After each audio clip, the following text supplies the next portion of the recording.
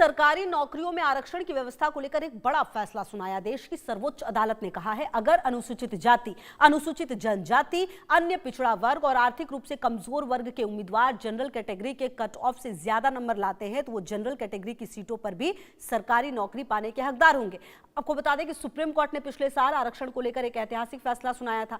Supreme court ने कहा था कि जनरल या ओपन कैटेगरी सबके लिए खुली हुई है। इस श्रेणी में चयनित होने से किसी को इस आधार पर नहीं रोका जा सकता है कि वो आरक्षित श्रेणी का है। अदालत ने कहा है कि इस तरह से आरक्षित श्रेणी के किसी अभ्यर्थी को ओपन कैटेगरी में चयनित होने से रोकना संविधान के अनुच्छेद 14 और 16 के तहत की गई समानता की गारंटी का उल्लंघन होगा। सुप्रीम कोर्ट के इस फैसले के साथ ही देश में एक बार फिर आरक्षण पर बहस शुरू हो गई है। आपको बता दें, भारत का संविधान का अनुच्छेद 15(4) और 15(5) राज्य को सामाजिक और शैक्षिक रूप से पिछड़े नागरिकों यानी अनुसूचित जातियों, जनजातियों और ओबीसी और आर्थिक रूप से कमजोर वर्गों यानी ईडब्ल्यूएस के लिए विशेष प्रावधान की इजाजत देता है।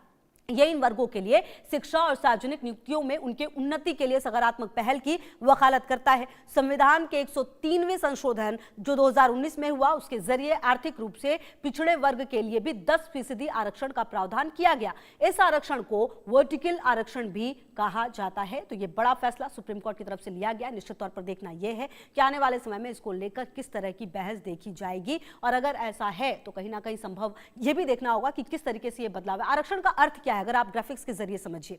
आरक्षण एक सकारात्मक कार्रवाई है। सामाजिक, शैक्षणिक, आर्थिक पिछड़े वर्गों के लिए संविधान के अनुच्छेद 15-16 में प्रावधान है। राज्य पिछड़े वर्गों को नौकरी और शिक्षा में आरक्षण दे सकता है, जिसमें सुप्रीम कोर्ट के लिए 15% और एसटी के लिए 7.5%, ओबीसी के लिए 27%, ईडब्ल्यूएस के लिए 10% दे सकता है। इसका मकसद अन्याय, भेदभाव को सुधारना है।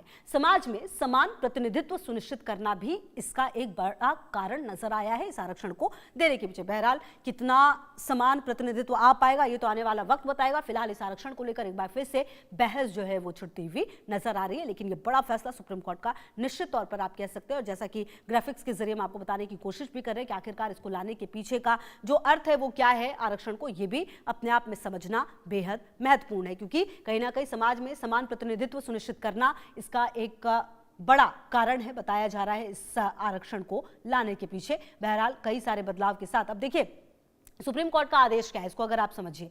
ओपन, जनरल, अनरिजर्व्ड कैटेगरी किसी खास जाति वर्ग के लिए नहीं है। ये पूरी तरह मेरिट बेस्ड है। कोई भी उम्मीदवार अगर मेरिट से क्वालिफाइड करता है तो उसे ओपन कैटेगरी में जगह मिलनी चाहिए। आरक्षित वर्ग का उम्मीदवार अगर जनरल से ज्यादा कट ऑफ लाता है तो उसे ओपन जनरल कैटेगरी में गिना जाएगा।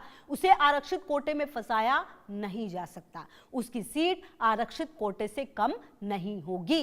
तो कुल मिलाकर जो सुप्रीम कोर्ट का फैसला अगर आप इसको ऐसे समझे तो कहीं ना कहीं बहुत ही क्लियर बताया गया है कि किस तरीके से अगर नंबर आ रहे हैं जनरल कोटे के भी तो वहां से भी उनको नियुक्ति मिल सकती है। जरूरी नहीं है कि उसकी सीट आरक्षित कोटे से कम नहीं होगी, यह भी बताया गया है। तो कुल मिलाकर यह बड़ा बदलाव निश्चित तौर पर देखना यह है कि आने वाले समय में इसको किस तरीके से तमाम वर्गों की तरफ से लिया जाता है, क्योंकि जब जब देश में आरक्षण पर बात होती है तो कहीं ना कहीं जो दो वर्ग है वो बढ़ता हुआ नजर आया है हमेशा ही आरक्षण को लेकर। और ऐसे में इस बार भी सुप्रीम कोर्ट की तरफ से जो फैसला है वो काफी बड़ा बताया जा रहा है और इसके मायने काफी ज्यादा महत्वपूर्ण है, ये भी बता दें आपको।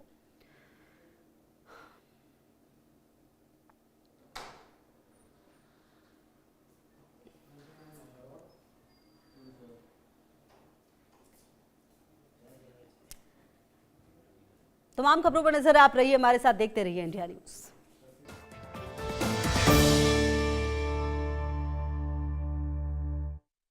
अदरक की हुई कुटाई